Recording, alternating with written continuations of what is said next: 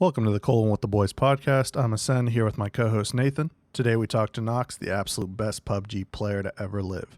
He plays for Twisted Sin eSports and is one of the hosts of the Toner Low podcast. Stay tuned.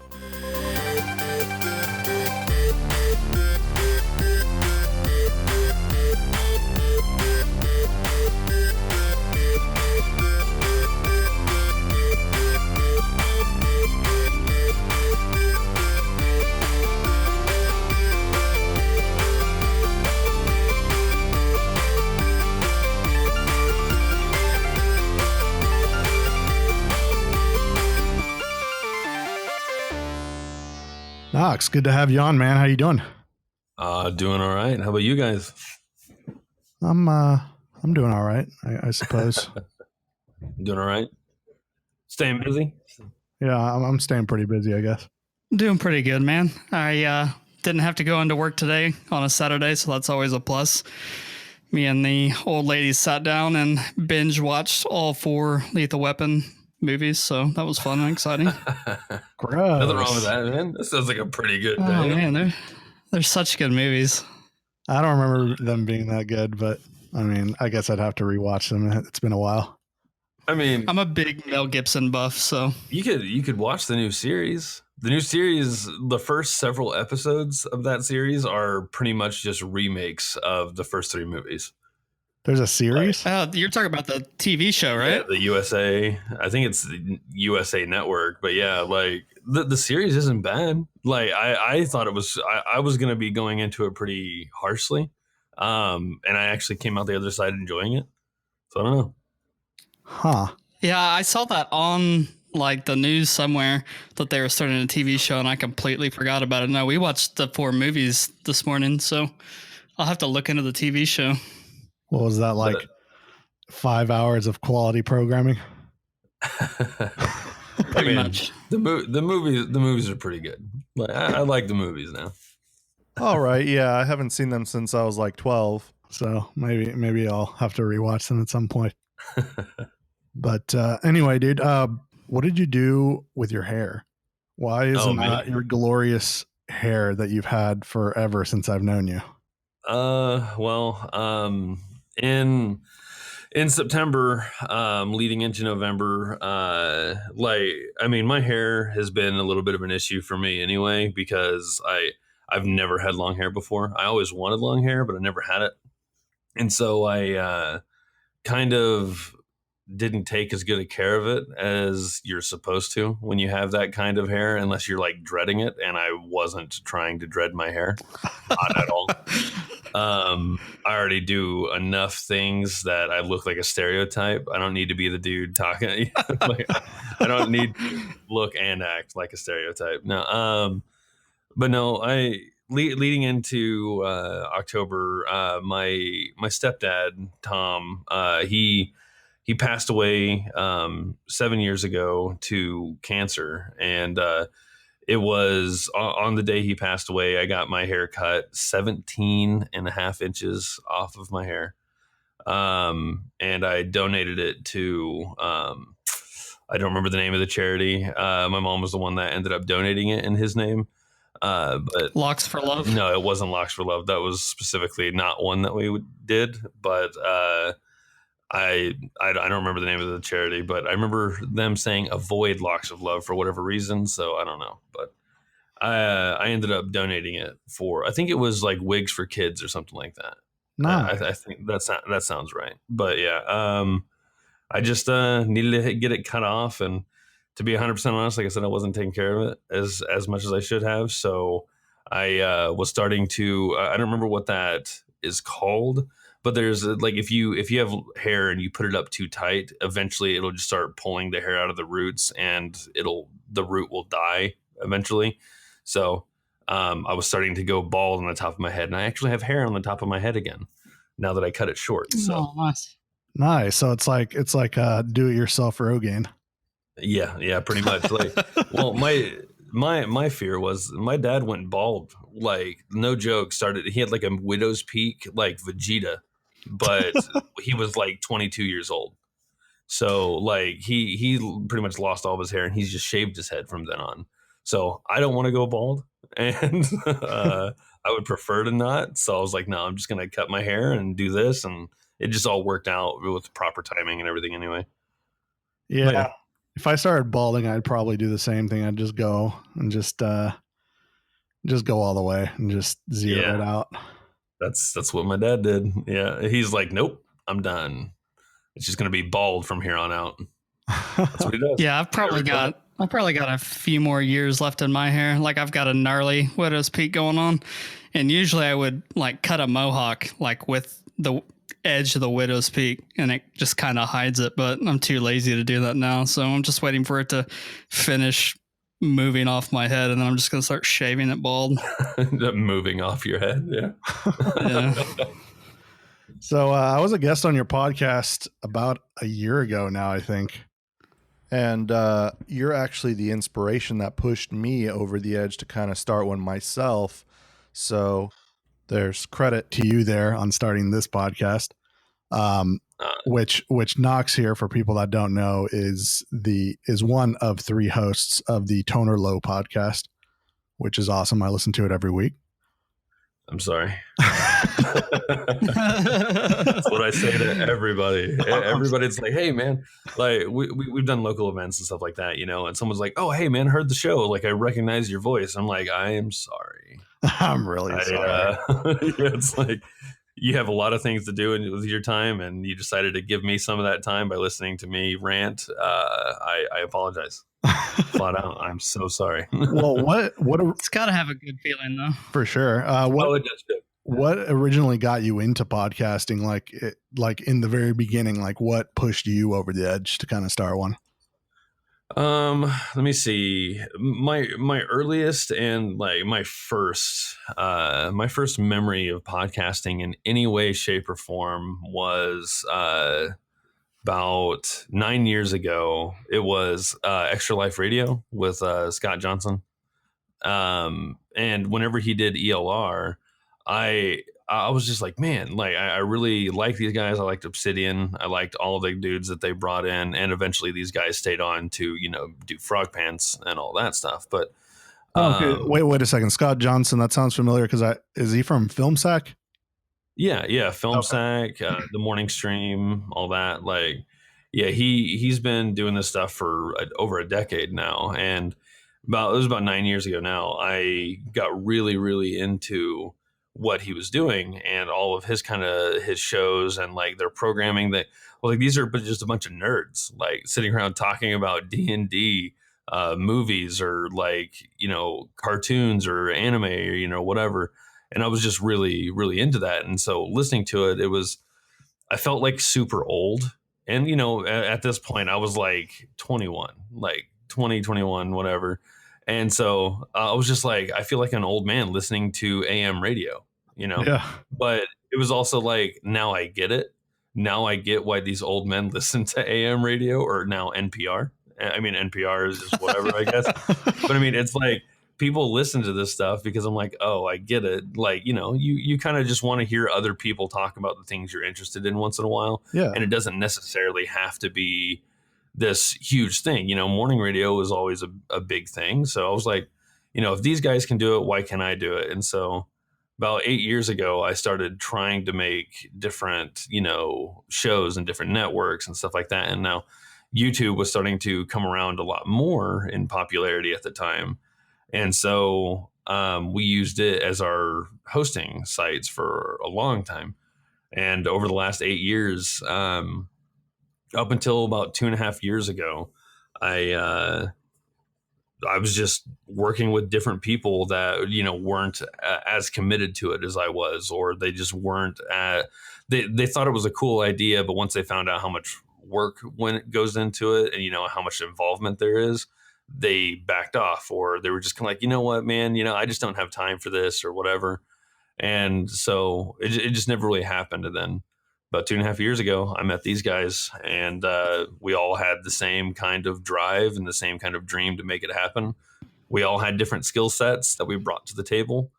And honestly, we just mesh well together, and it just works. Yeah. I mean, that's what I noticed when I listened to the Toner Low podcast is you are very different in a sense. Like, TC which is one of the hosts. He comes from a very, from what I've understood from listening to you guys, is he comes from a heavy gaming background. He also fixes pinball machines. Is that correct?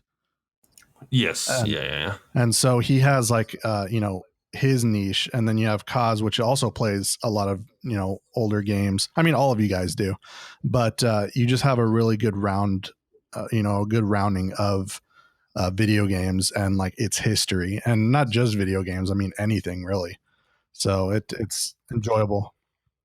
Kaz really is. Kaz is our dude. That's like, hey man, what was the name of this one movie that came out in 1983? And I'm gonna give him like a 5-word brief description. He's like, oh, that's this. Like, and he's like, I was just like, what the hell? Like, the dude can just pull crap out of nowhere. And I'm like, and I looked it up on Google, and I'm like, no, he's exactly right. Like, he's right. And like, TC, he's much more of a retro gamer. Like, he prefers old games. Like, I'm talking everything from the Atari to, I mean, I would say up until about the GameCube era is where he like really shines. And I mean, he's just an all around like general info kind of dude that can tell you about arcade machines, pinball games, all this kind of stuff. And I just talk a lot. So his favorite game's E.T., right? Oh yeah, he loves it. Actually, I'm looking at a copy of ET right now for the Atari. It's on our shelf. Yeah, I actually read an article. It's probably, I mean, I would assume it's true. I hope it's true. That they found like hundreds of copies in like some dump, like garbage dump. Oh, you talking about in the desert? Yeah, the one that they dug up years ago. Yeah, that was a couple of years ago. They they really did. Like, it was out in the which one's the desert and the biggest desert in Arizona? Sahara. No, that's Africa, right? Yeah, I have no. Yeah, I don't know. No idea. It's You just said biggest desert. Well, no, in Arizona. I don't remember. It's like they found it there in Arizona, and it was hundreds, if not like at least 1,000+ copies of ET. Like, have you guys ever seen the show? Oh God, it was on G4. It was that little animated show they did on G4 several years ago. Oh crap, man. G4, man. I don't remember the Code Monkeys. That's what it was. It's called Code Monkeys. It ran in 2007, 2008. I might have seen it once or twice, but yeah, I wouldn't have any recollection. There's a show. There's an episode they do over ET, and it's like pretty much a very accurate retelling of the story of the development cycle for ET, because they only had like 27 or 28 days to actually make that game. And they were approached and they were like, here, make a game out of ET. They were given no other information. They hadn't even seen the movie. And they were just like, okay. So they made a game with ET, and it was bad. It was real bad. Yeah, I actually watched a documentary on Netflix recently. You might have seen it if you've looked around. It's called like The History of Video Games or something like that. Yeah. And it kind of goes over ET a little bit and like its production and how bad of a turnout it got from people playing the Atari at the time. So, oh yeah, everybody was like, "Oh, this isn't like Pitfall at all." What's going on? Like, I'm not a big retro gaming person, and so when people say the Atari, what I think of is the old white box that had the flip lid that says Nintendo on it. Oh, or am I wrong? That's the NES. Is that NES? Yeah, that's the NES. You're teaching me, because I have no idea. It was a square controller, had two red buttons, and like that's the okay. NES. Well, I think that was the original gaming system I had. What is an Atari? Because I have no idea. It's even older. It's like I don't know when the original came out, but it's like a little black box, little brown and black box, from what I remember. Mm-hmm. Looks like think 1980s station wagon with a wood panel on it. Like, that's kind of what the Atari looks like. So is the Atari like the first gaming modular system? It was, as far as I know, it was the first home console that was commercially made. There were other consoles that existed before, like in some capacity, but in the United States, it was the first American console for video gaming, I think. Okay. So how far was the NES after that? Do you know? NES was what, 1986, or I mean, I guess the Famicom. Famicom is what the Japanese name for the Nintendo Entertainment System. I think it was 1986. It could have been 85. It was, but I remember America got the NES in 1987. I want to say, and I think the original Atari came out in 1981. Atari, yeah. Oh, it was the 2600. That's right. Yep. Oh no, September 11th, 1977. Well, that's a bad date. Yeah. Yeah. Wow. I don't know what I had it because I grew up in Bulgaria, so I don't know the system I had. It was like a little black system with two big cylinder buttons on each corner, and that was like the reset and the on and off button. I remember playing some game called like Fire and Ice, and I think we had like the Flintstones or something on it. No idea what system it was, but the first system I remember actually having in Bulgaria was called the Sega Mega Drive 2, which I know the US version is the Mega Drive is a Sega Genesis, from what I understand, right? Yeah. Yes. Yeah. So this, I forget the European names are so different than the even the American or the Japanese ones. So. Yeah, I remember having an argument with a friend when I was in like second grade. I'm like, no, it's called a Sega Mega Drive 2. And they're like, no, this is a Sega Genesis. What the fuck are you talking about? And so yeah. You're like, I'm not from this country. Yeah. So, jeez. Oh, man.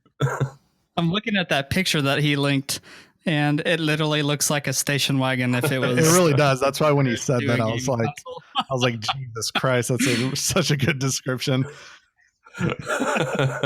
That's crazy. Yeah, I think the NES was the first system we had as kids, and I don't think I got it until I was probably 10 years old or so. Like, my parents didn't raise us in like a gaming fashion. They thought gaming was going to melt our brains and turn us into stupid people. So we never really got to play.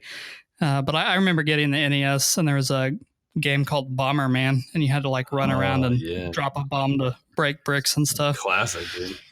Yeah, it was good. I had the NES in first grade. We had the Sega Mega Drive 2. So the NES, we got it like way later, and it was I guess a D grade from the Sega Mega Drive 2 when we came to the States. And then I think the next system we got after that was like a N64. So it was a lot of jumping around, but I enjoyed NES games. Yeah.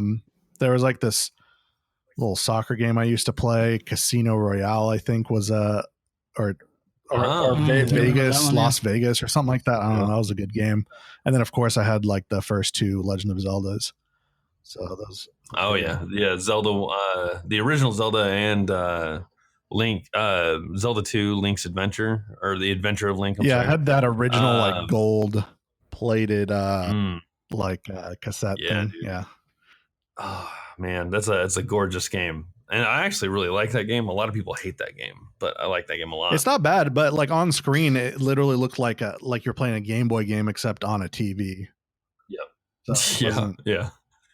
I think most of the old games look like that. I guess that's why I'm not a big fan. Like I guess I'm not retro enough to go back and play those. I just can't do it, but more power to you if you can. I prefer to play games from like the 32-bit era and on. Like that's pretty much where I prefer. Same. And then you fast forward to nowadays, and we have like Overwatch League and eSports like dominating the world scene. Like, have you looked into Overwatch League at all? Yeah, we were just watching Dallas versus Korea on Wednesday, and man, it was crazy to watch like Dallas go ham like that, because everybody was very sure that South Korea was just like a shoe-in to win, because like they rocked the scene so hard last year with a lot of their stuff. But it was an interesting moment, because like if you look at Twitch, and if you even watch some of the ESPN highlights and some of the stuff, they're all talking about like esports in some capacity, Yeah. you know, and Twitch being what it is now, you're getting a lot of, you know, holy crap, like this is very actually relevant, you know. I mean, a lot of people from our generation have been saying it's relevant for a long time, but you know, now it's like, oh, you're this is actually a majority of your platform at any given point, you know, and they it could be a majority of the platform. I feel like with the way stuff is shifting and everything, Overwatch League is a prime example of how esports can be handled in like a professional and legitimate manner. And it'd be pretty awesome if we could see more production stuff, you know, come up like this. I think it will. And I think the reason Overwatch got the ticket to do something like that is just because of its time right now in the gaming scene, how popular it is. It's always in like the top 5 on Twitch, you know, being watched. So it's a really popular game, very competitive. And I feel like above anything else in the world right now, like on a global scale, I feel like esports is a thing that brings everyone together, because I can't think of one other thing that brings people together more, like on a global scale, to watch other than esports. You know what I mean? It's true. Like, I think it's a couple years back when CS:GO was still a huge thing. They had like their big major world championship, and the number of people that viewed that world championship like quadrupled the amount of people that watched the World Cup that year for X amount of time. So like it's becoming more and more relevant the longer we go on. I think we had a conversation about it not too long ago about how relevant esports is now and how relevant it's going to be in 10 years. I mean, they're already starting to hand out college scholarships for people to game on college gaming teams, and it's giving the people that are mathletes a place to go and, you know, let the nerd, if you want to call it, community shine. And I think it's pretty cool. Yeah, I mean, Overwatch League is the best representation of that, being that, you know, there's these CEOs. Like, I looked up the actual owners of every team in Overwatch League, and they're all these CEOs of different companies that are um, buying teams that are competing against each other, and they're naming them like, you know, the Los Angeles Gladiators, and they're actually from LA. They like put them in a house, they practice together. It's legitimately like you're an athlete almost that's playing for a city. It's professional sports. I mean, to me, it always, like, at its basest nature, this has always to me seemed like you have sports as its thing, and you know, sports themselves have been essentially what kind of does this whole international feeling about, like, you know, look at football, and I don't mean American football, but I mean, like, if you look at, you know, or soccer, as I guess most people would know it, but you know, with soccer slash football slash baseball or basketball, whatever, you know, these things can do a lot to bring together people from other countries, and I feel like football specifically, like, you look at South America, you look at a lot of teams in Africa, Western Europe, yeah, I mean, hell, Eastern and Middle Europe, like, you have all of these teams that are, like, you know, they have a little bit of camaraderie, but they also have that rivalry. Right. Like, it's that thing of, oh, well, you know, you better not come around me and my team and start flaunting your colors, or, you know, I'm going to beat you into the ground or whatever. But, you know, it's like, it's kind of like there is that little bit of stuff there. And I think competition like that, even on it's just a small scale like that, where it's really, you have no power in it, but you're putting your faith or belief in, you know, someone else like that. And you're having uh, that kind of camaraderie between multiple people or multiple different walks of life and stuff like that. And esports in this generation, it makes perfect sense. You know, the best way to describe it is a comic that I found, and it's literally, old man walks into a room, his son is watching somebody play Minecraft in a let's play on his computer, And his dad's like, "Oh, you watching them play those video games again? Oh, I'll never understand this generation." Walks out the room, sits down, starts watching ESPN, where men are talking Right. over other people playing football, and it's like It's the same thing. it's literally the same thing, like at its nature, like at its base, it is the same exact thing. Yeah, You know, Mhm. and it's something that we've wanted to do for a long time. It just makes sense for our generation. yeah, and I mean, even going into the future, I mean, right now, I would say the only two things that bring more global, international viewership, other than esports, I would say is the Olympics and World Cup soccer. Those are the only two things I can really think of on an international scale that would beat out the viewership. Because I mean, I was watching an Overwatch League game the other day, and there was like, I mean, this isn't to say that this is a huge number, but there was like 500,000 people on Twitch watching it, that one match. So I think that will only grow as people, get to know Twitch more. Who knows how available it is in other countries. And what I see for the future is almost an esports Olympics where, every country that can compete puts a team out there, competes against other teams in like this huge list of video games, and they call it something like an esports Olympics. Like, could you imagine something like that? That'd be awesome. That'd be pretty dope. So, yeah. Oh, sorry. Somebody walked in the room for a second. I apologize. No, I completely agree because I need to turn that off in the background. I hate that thing. It's stupid. Is that your vibrator? No, it's a little desk fan that Kaz got from a Microsoft store. And I am such a nicotine addict that I literally plugged it into a USB hub and now I use it to cool down my vape. Like, Nice. That's how Holy crap. that's how much it, that's how addicted I am to it. That much? Jesus Christ. Yeah, no, I need to cut back. But putting 1,000 hours into PUBG in the last 2.5 months has made me stressed just a little bit. I would imagine. All the hackers. Yeah, it's Speaking of PUBG, Yeah. okay, so when I first met you, you weren't a professional esports gamer, and now you are. No, oh god, don't touch. I don't know why, but I feel so embarrassed whenever I say that. It's like, well, what do you do? It's like, well, I work for GameStop. I have my own podcasting network, and I'm a professional esports gamer. Yeah, you just kind of like elbow that one in. Yeah, just like it's there. but yeah. So yeah. Anyway, sorry. I didn't know that, and then you guys were talking about it on the podcast, and I was like, whoa, wait a second. Now I can say I technically actually know an esports gamer, and you play for esports company called Twisted Sin. Yes, sir. And yes, sir. and I'm the captain of our El PUBG Capitan. team. So you're obviously the best player on the team, then, right? I am the best statted character on the team. I don't know, or player on the team. I don't know if I am necessarily the best. That counts.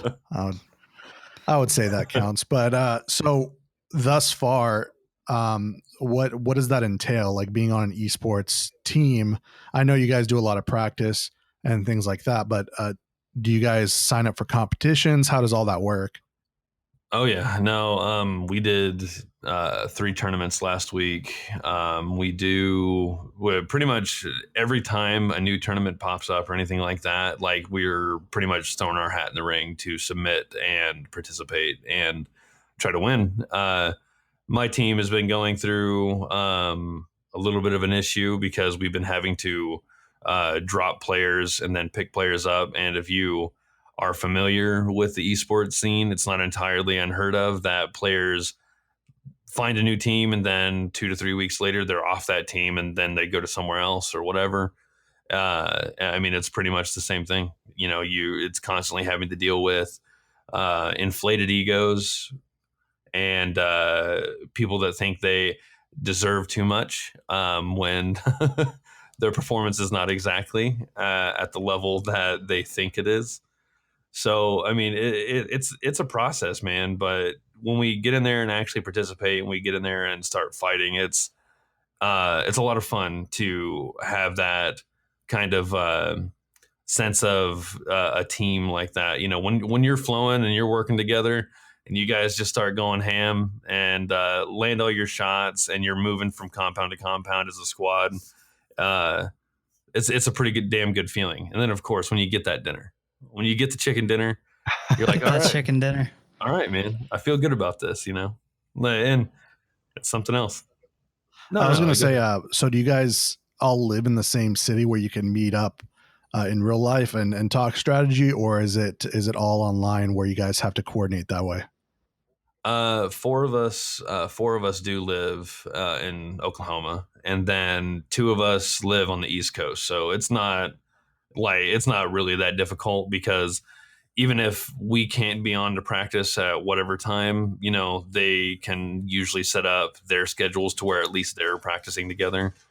But aside from that, like actual like practices and stuff like that for the tournaments, or even tournaments themselves, as soon as we know and as soon as we have a setup for it, it's actually pretty simple to get in there, you know.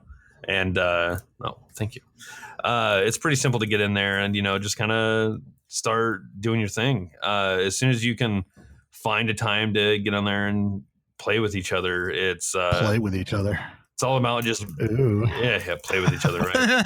I mean, sometimes, you know, but no, it's a weird little process, man, because whenever it goes from being a hobby to being professional and what you have to do every week, it's a lot different.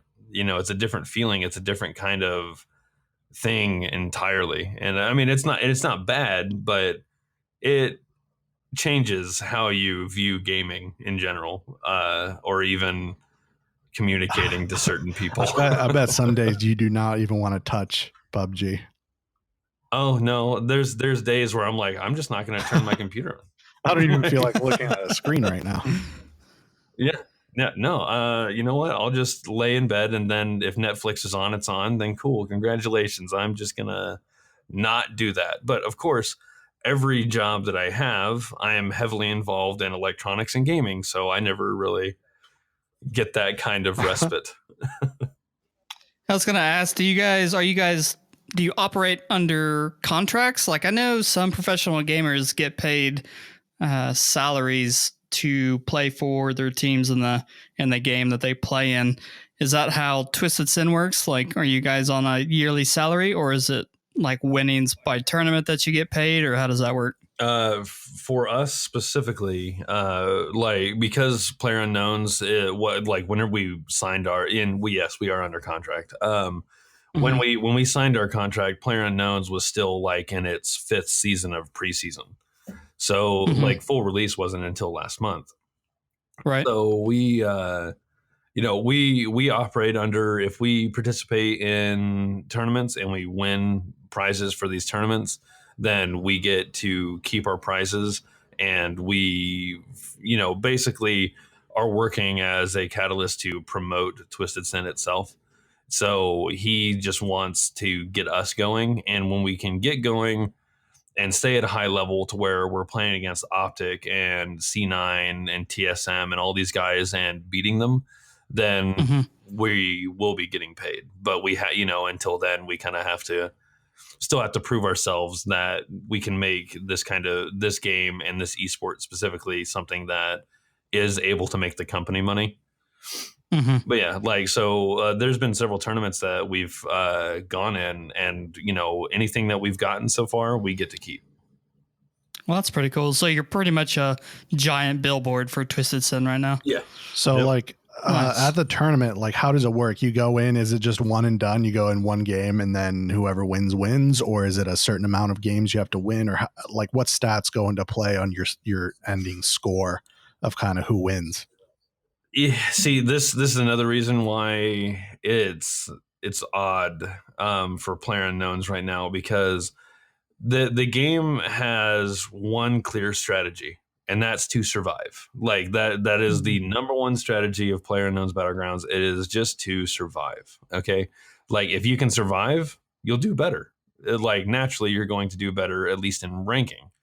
But the flip side of that is killing is, part of that survival is to remove threats to your survival. So other players and what be you. Oftentimes each different tournament style, or like each different tournament holder, has completely different rules for the way that they even record your points. You've got PUBG Online, you've got Fast Frags, you've got Alzum, you've got GLL, you've got PUBG EXP. God, what's the other one? Zotac. Like you've got all these different leagues and different tournaments, and they all score it differently. So where participating in Alzum, if you get into squads and then you get into top 10, you start getting points based on your placement. But if you place outside that, you get 0 points for your placement. But they reward you for each kill. So, you say you get 7 points per kill in Alzum.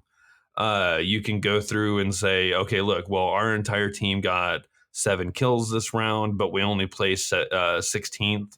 So we didn't get any points for placement, but we got 49 points for kills that round.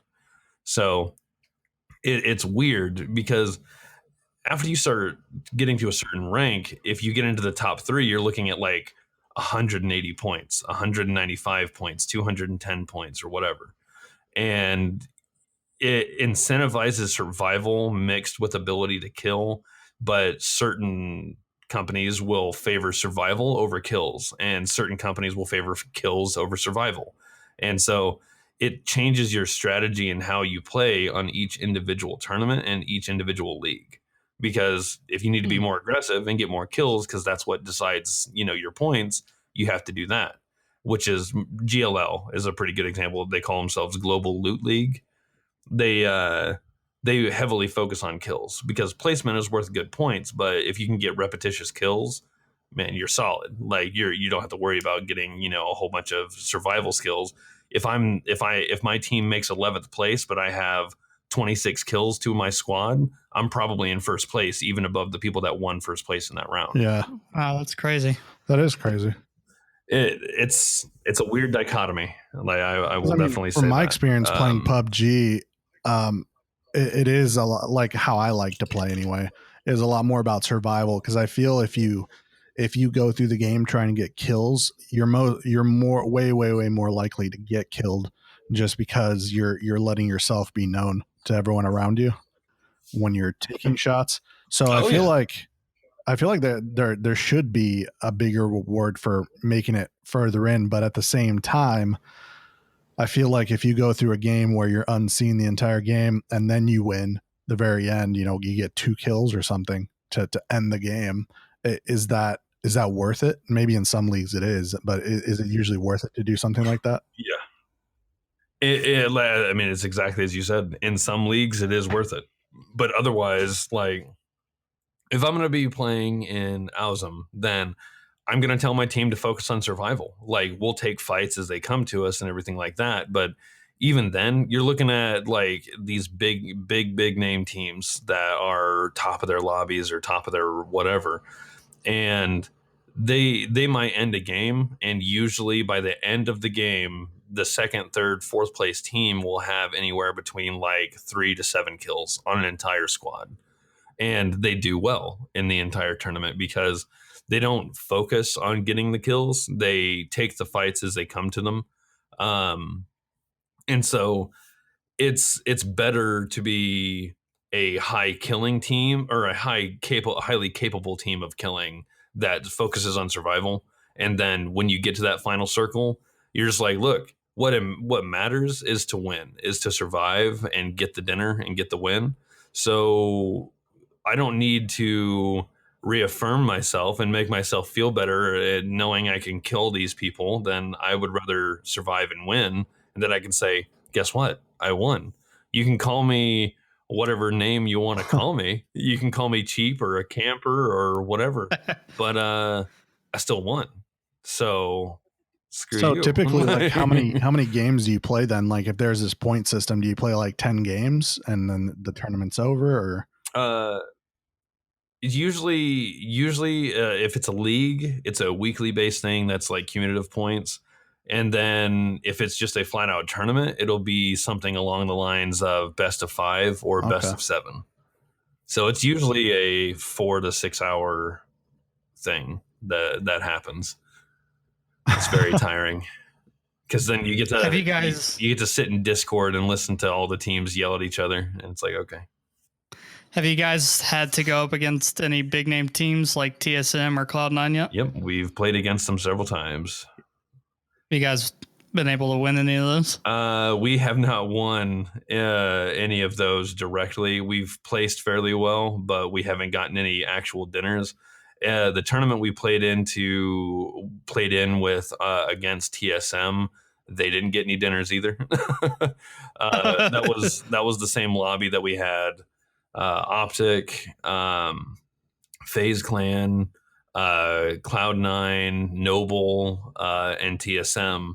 And it's a lot of fun, of course, but like, if anybody watches any of the TSM guys, Vis or Break, Smack, Aim, whatever, like if you watch any of them, they're nasty. They're super good. They're nasty, dude. And so I'm like, every time my head turns a corner, I'm afraid it's gonna get shot off.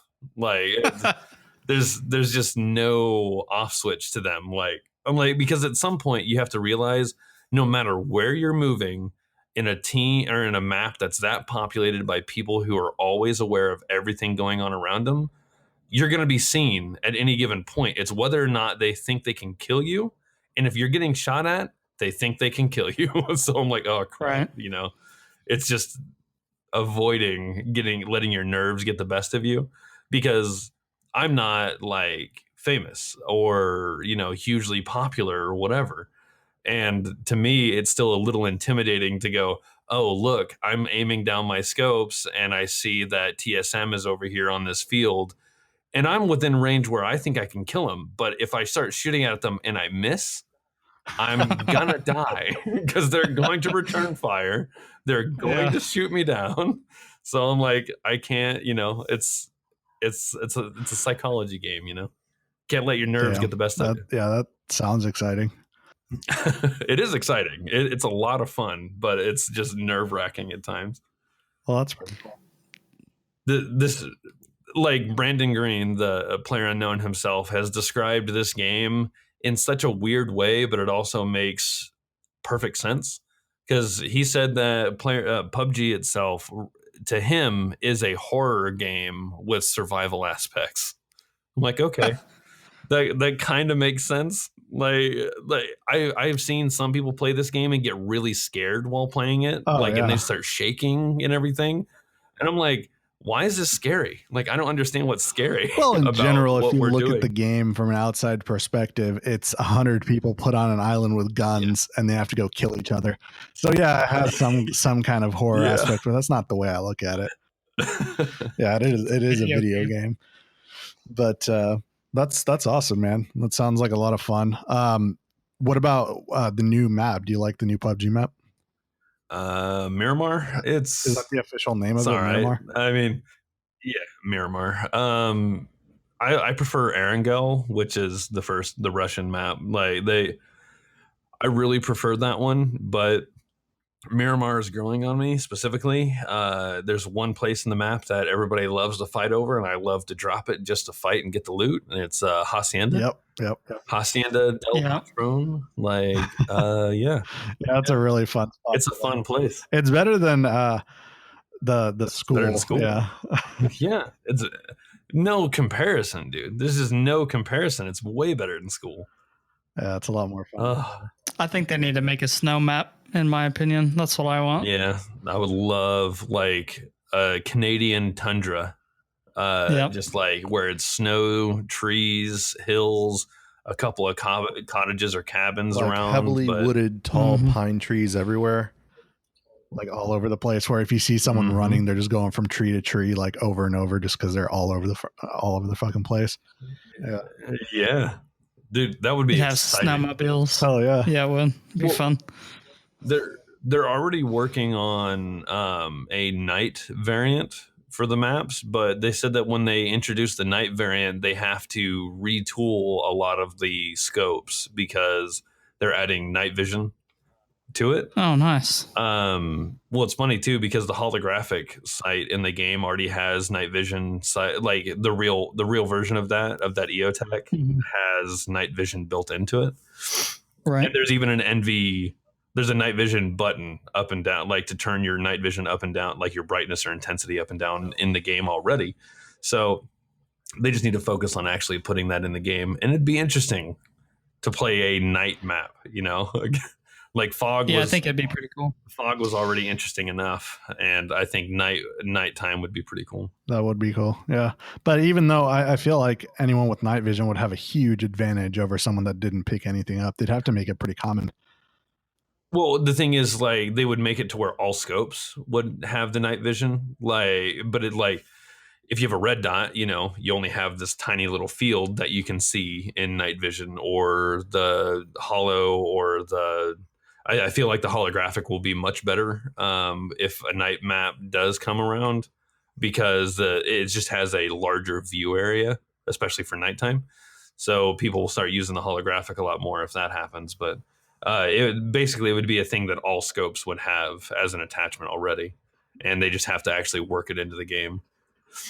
But I mean, if you're not walking around with your scope up, you might not see people. Yeah, that would be cancerous. Yeah. That's another thing I was going to ask. At these tournaments, are they third person or first person? Like, what do they prefer? Almost all of them are exclusively first person now. Yeah, that makes sense. I mean, there's a lot of like little cheats you can do with third person, like looking around walls and stuff. Oh yeah. Well, this game, I think its final design was meant to be played in first person. I think ultimately that's what the version they wanted to be their main one. But third person, it's like playing the game how it should be played with hacks. Basically, like they give you a little bit of hacks, because it's like, yeah, you can now look around walls, and it's like Gears of War because you can look around the corners now. And I don't know, it's interesting because like we have a tournament coming up this week, this coming Friday. It's called the GLL Wingman Cup, and it's a tournament entirely dedicated to bringing back the third person tournament style. So we're actually participating in that this Friday and Saturday for the qualifiers and the finals, and that's another cash payout tournament as well. Nice. Well, good luck. Oh, thank you. Yeah, third person is way easier, man. My third person KD is like 4 something, almost 5. Oh, wow. Like, just because if it's third person, I never really survived too terribly long, because the entire point to me is to just kill people in third person. It's super easy. I'll drop school and walk away with 9 or 10 kills, pull out a grenade, cook it on myself, blow up, and get into the next game. And so just what I do. Nice. So how do you feel about other battle royale games? Like, I know Fortnite right now is really really popular. How do you feel about Fortnite? Fortnite's a lot of fun, but I have it on the computer and everything like that. Like if I really want to play PUBG, but I also really don't want to play PUBG, I'll boot up Fortnite and play it, or something like that, or Call of Duty, something that is along the same vein but just not that game. Then I'll pick them up and play them. But Fortnite, my biggest thing with Fortnite is I don't really like the art design. Yeah. It's terrible. I don't like the Diablo-esque loots, Yep. system in it. And it's like, you found a treasure chest. Ding, oh, look at me, I got an epic. Cool. I'm like, wow. Yeah. It's no. I'm good. Did you hear that? And have you seen the ghillie suit in that game? No, I haven't. I'm sure it's terrible. You are a literal bush. I mean, it makes sense. With it being so like cartoony, it's like, how would you actually camo yourself in that game other than them making you a literal bush? Yeah, it's like, it's a bush suit. You walk around and you look like a little bush walking around. That's funny. It's absurd. Absolutely absurd. I don't know. I can't stand the whole cartoonish feel to it, and I don't like the whole building system like that. You can make your own house in the middle of nowhere. Yeah, I mean it's unique, that's for sure, but it's not what I want out of a battle royale game. Did you hear that CS:GO is going to be making its own battle royale mode? Oh man, everybody is looking at doing that now because you've got Smite, was it, or is it Paladins that was doing their? I think it may have been Paladins. Yeah, Paladins was looking at doing theirs. Overwatch, the Overwatch team has been making jokes about maybe doing their own. And it's like, okay. I mean, you've got to if you're a business right now. It's such a popular genre of game that I think it would be stupid not to throw your hat in the ring to kind of pick up some of the money while it's out there. Well, not only that, but I just feel like even though, PlayerUnknown Battlegrounds is so popular and Fortnite has become so popular, I still feel like that genre isn't mastered yet. Like PUBG hasn't mastered the battle royale. It can be even better, and it's just not up to par. And I think one of these companies, whoever it is, that ends up mastering that battle royale thing will be like on top of the world. That's my biggest frustration with PUBG is that the game has so much potential. It looks great. The art direction is great. The design is great. Their net code is absolute dog shit. They have the worst servers to maintain ever. They do not have a grip on their cheaters. They don't have like when was the last time you saw a cheater or a hacker in Overwatch?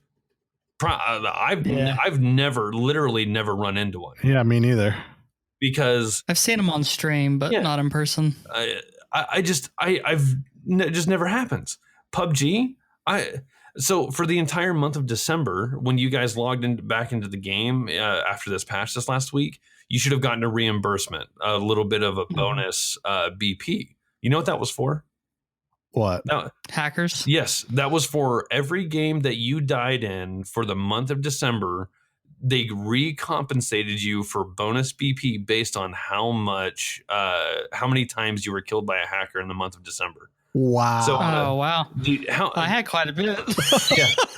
The funny thing is, out of everything, so all of my team and everything, they're like, yeah, I got like 10,000, 12,000, 8,000 and all this. I'm like, oh, wow, I wonder how much I'm going to get. So I log, because I have two separate accounts now. One is my original ridiculous name. And then the second one is my actual nickname.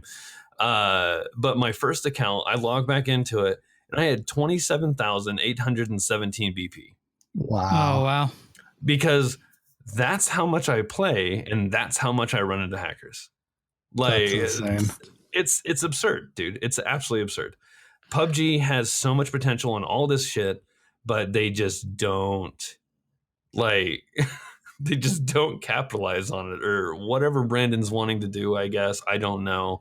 It's just there's so much that needs to be fixed in this game, where if you guys watch the side-by-side comparisons of the reasons their netcode is so bad, they have, oh, look, this is from my perspective.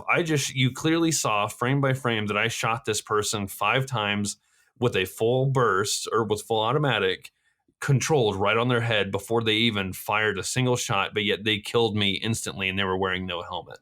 And then boom, here's what the replay and what the game actually showed happen was I turned the corner, didn't shoot my gun, and he shoots me once and I die. Wow. It's like, oh, okay. It's terrible. Great. Cool. Like, and it's just literally side-by-side video of, okay. Because good game.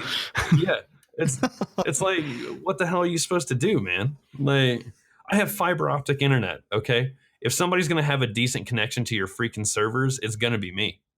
Like, right. Don't give me that crap. I've got 900 down, 950 up. Like, don't even. Oh, man. That's crazy. That's a crazy. I can go to speed test and ping a server in New York City and get a 2 ms response time. Oh, wow. Damn. It's stupid. Yeah, dude. Yeah, I've been waiting for Cox Internet to... my provider here in Oklahoma is Cox, and I'm still waiting for the Gigablast stuff to come out. Yeah. AT&T is who we had to go through. Is it Uverse? No, it's at least it could be Uverse, I guess, but literally what we signed up for was the AT&T fiber, and it was cheaper than Cox and 4 times the speed. So you guys lost your internet though whenever AT&T shit went down the other couple weeks ago, right? Yes, we did. No. So there are ups and downs. Oh man. Yeah. That sucks. Anyway, we're going to go ahead and move into one of our segments called the Random Thought of the Day to kind of close out the show. So basically what the Random Thought of the Day is I just have a random thought and I share it with you guys, and then you guys share with me what you think. So you might actually know the answer to this question, Knox. You're more of a Star Wars fan than, Nathan or I are. So maybe you do, but I only have a few tattoos. Just a few. Okay, so my random thought of the day is, how do Wookiees name their young? Like, how did Chewbacca get his name? When all they can say is their Wookiee growls. How nerdy do you want go me to be into right like dig yourself ham. Well, I can tell you right now that how they name their young is, think of it like this: the name that you hear Chewbacca being referred to as is his English name. Okay, so his actual name would be like yeah, yeah. That's exactly it. That's exactly it. That I'm not even joking. That's exactly it. That actually makes a lot of sense. Yeah, it's like that's just the name they gave him so people could refer to him as a character. But in the actual, or according to the EU lore that is still like considered possibly canon in the Star Wars universe, they named themselves in their own language, and then they basically do what they can to translate that name to an understood language, and that's where Chewbacca or Chewbacca's dad's name. It's Lo something. I don't remember his full name, but anyway. Yeah, they basically just translate their name to English. So Han Solo was like, "Hey, Chewbacca," and he's like, "That ain't my name, Cracker." Like. Yeah, that's exactly that's my slave name. All right, Knox. Well, it was very good to have you on, man. I wish you the best for Twisted Sin, and I hope I see you at some huge tournaments in the future. Oh man, there's a LAN party or a LAN tournament that they're looking at starting in Oklahoma itself. Nice. So if whether or not they move it to Texas, our team owner actually lives in Dallas, so he's not that far from where we are. So if it actually happens and they have a LAN event in any state nearby, like Colorado, Kansas, Missouri, Arkansas, Texas, any of that, then we will be going to it for Twisted Sin. And if they go forward with it, then man, I would love to be able to represent our team and all that kind of stuff. For sure, man. Let us know if that comes up, and we'll make sure and get it out there. Do you have any plugs that you wanna shout out? I mean, you've been doing me a solid already, just kind of talking about Tonalo Network. I mean, you can find us on pretty much all social media platforms. It's pretty easy. It's pretty much all Toner Load Network. That's all you got to search for, is just that. The big thing that we're working on right now is we live stream every week for all of our podcasts and everything at twitch.tv/Tonerlow.